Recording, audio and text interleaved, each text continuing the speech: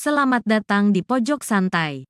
Sebelum Anda mendengarkan audiobook ini, kami menginformasikan bahwa channel ini adalah review audio dari buku yang ada di Indonesia. Untuk membaca keseluruhan buku ini, kami menyarankan membeli buku aslinya di toko buku kesayangan Anda, baik offline maupun online. Keberadaan channel ini dimaksudkan untuk membantu Anda mendapatkan pengetahuan dari buku-buku kesayangan Anda. Jangan lupa untuk subscribe, like, dan komen. Selamat datang di Pojok Santai, channel khusus yang membahas komik dan novel dengan cara asik. Seorang nenek di puncak Huntiong tiba-tiba saja didatangi 3 orang padri dan menyerangnya. Siapakah si nenek dan siapa juga 3 padri itu? Yuk dapatkan jawabannya di video berikut ini.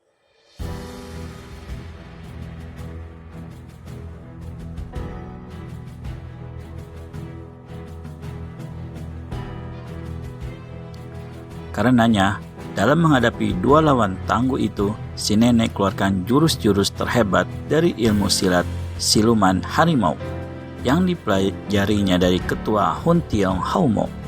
Serangan 2 padri Xiao Lim Si menggebu-gebu tiada olah-olah hebatnya. Setelah berkelebatan cepat selama 2 jurus, di mana masing-masing pihak banyak dapat mengintai kelemahan dan kelengahan musuh, di jurus ketiga, si nenek rambut putih membuka serangan dengan keluarkan jurus yang bernama Lian Hung Hao Hong atau awan naga angin harimau. 2 padri melihat seolah-olah udara malam yang gelap semakin pekat, menghitam, dan serentak dengan itu terdengar lawan keluarkan suara macam harimau menggereng. Dan menyusul satu serangan yang membawa angin laksana tiupan badai. Untuk menghadapi serangan dahsyat ini yang membuat tubuh 2 padri jadi tergontai-gontai, Padri Tek Bun sambut dengan jurus Cian Bun Kilong atau menolak serigala di depan pintu. Sedang Padri Hoa Keng menggebrak dengan jurus Po Hun Kiat Ji atau menyibak awan memandang matahari. Kecamuk pertempuran di jurus yang ketiga itu bukan kepalang, tanah serasa bergetar. Masing-masing lawan sama-sama merasa tertekan dan kemudian terlempar sampai 1 tombak. Tiada nyana 2 padri keparat ini memiliki ilmu yang tangguh, kata hati nenek rambut putih. Baru saja dia membatin begitu, tiba-tiba si nenek mendengar suara mengiang di kedua telinganya. Putih, kau harus dapat melenyapkan 2 padri Xiao Lim Si itu dalam 3 jurus. Jika tidak berhasil, kau bakal terima hukuman potong salah satu anggota tubuhmu. Suara yang mengiang itu datangnya dari arah belakang tembok tinggi dan dilakukan oleh ketua komplotan Huntiong Haumo. Pada masa itu, di dunia Kang Hao hanya terdapat beberapa orang tokoh yang memiliki ilmu mengirimkan suara dari jarak jauh seperti itu. Dari sini saja sudah dapat dibayangkan bagaimana tingginya tingkat kepandaian ketua Huntiong Haumo, dan di samping itu juga kentara sekali bagaimana pula kebengisannya terhadap anak buahnya sendiri. Nenek rambut putih yang dipanggil dengan sebutan si putih menjadi dingin tengkuknya mendengar perintah pemimpinnya itu. Sambil berkelebatan kian kemari, dia berpikir, bagaimana aku dapat membunuh 2 padri ini hanya dalam tempo 3 jurus saja?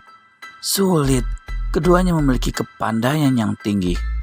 Dalam pada itu, kembali Padri Tek Bun dan Hoa Keng melancarkan serangan-serangan berbahaya mendesak nenek rambut putih ke dekat pintu gerbang warna kuning. Baiknya, aku hadapi mereka dengan jurus Hun In Tuang San, lalu jurus Jit Gua Bukong, kemudian baru kususul dengan serangan ilmu jari kelabang hijau. Jika ini tidak membawa hasil, celakalah, biar aku terima nasib. Demikian nenek rambut putih membatin. Rupanya jurus-jurus silat yang hendak dikeluarkannya itu adalah ilmu simpanan yang paling hebat.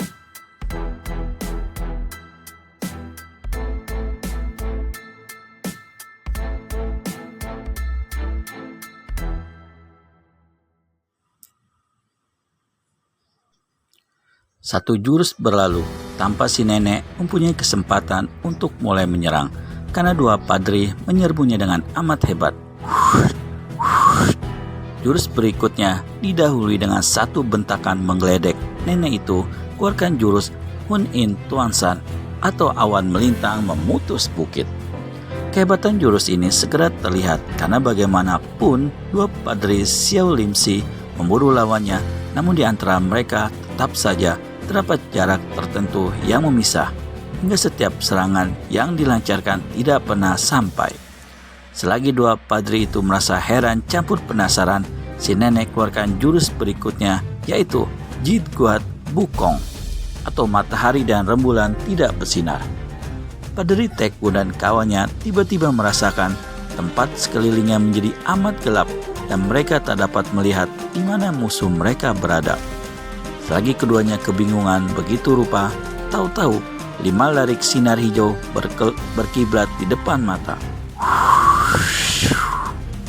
Demikian cepatnya, hingga dua padri ini tidak sempat menyelamatkan nyawa masing-masing. Mereka cuma sanggup berteriak, ilmu jari kelabang hijau. Dan sedetik kemudian, keduanya roboh ke tanah, mati dengan kepala hancur dan hangus hijau. Nenek rambut putih menghela napas lega. Ia membalik tubuh, mendekati arca harimau emas di pintu gerbang sebelah kiri. Ketika mata sebelah kanan dari harimau ini ditekan, maka pintu gerbang kuning pun terbuka. Sret! Si nenek lompat ke atas gerobak dan membedal. Binatang penarik gerobak itu masuk melewati pintu gerbang. Begitu gerobak masuk, itu gerbang kuning menutup dengan sendirinya. Di belakang tembok tinggi di puncak Hun Tiong San itu, ternyata terdapat sebuah bangunan besar yang keseluruhannya dilapisi emas. Hingga meskipun malam hari, bangunan yang seperti istana itu kelihatan memancarkan sinar berkilau yang amat menakjubkan. Di mana-mana terdapat arca berbentuk kepala harimau. Dua orang berpakaian putih menyambut kedatangan si nenek dan langsung membawa gerobak ke bagian belakang bangunan emas, sedang nenek rambut putih sendiri masuk ke dalam gedung besar lewat pintu depan. Di sebuah ruangan yang amat bagus, di atas satu kursi emas duduklah seorang gadis berparas amat jelita.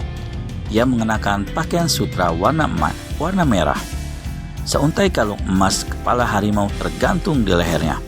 Di atas kepalanya yang berambut hitam terdapat sebentuk mahkota emas yang ditaburi intan berlian. Meskipun wajahnya cantik rupawan, namun sepasang matanya kentara sekali, membersihkan sinar kebengisan yang menggigitkan.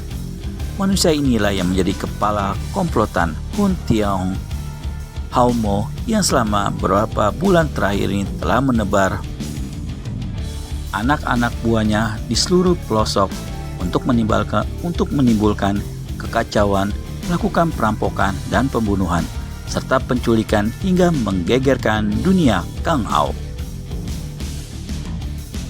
Di sekeliling ketua Hun Tiong Hau berdiri beberapa orang gadis yang kesemuanya berparas cantik pula, masing-masing mengenakan pakaian sutra warna ungu, biru dan kuning. Nenek rambut putih menjura di hadapan ketua Hun Tiong Haumo. Dewi, tugas telah aku selesaikan. Harap petunjuk dari Dewi lebih lanjut. Ketua Hun Tiong Haumo yang dipanggil dengan sebutan Dewi itu anggukan kepalanya sedikit. Betulkan dulu pakaian dan tampangmu itu, baru bicara. Sang Dewi membuka mulut. Suaranya tinggi angkuh.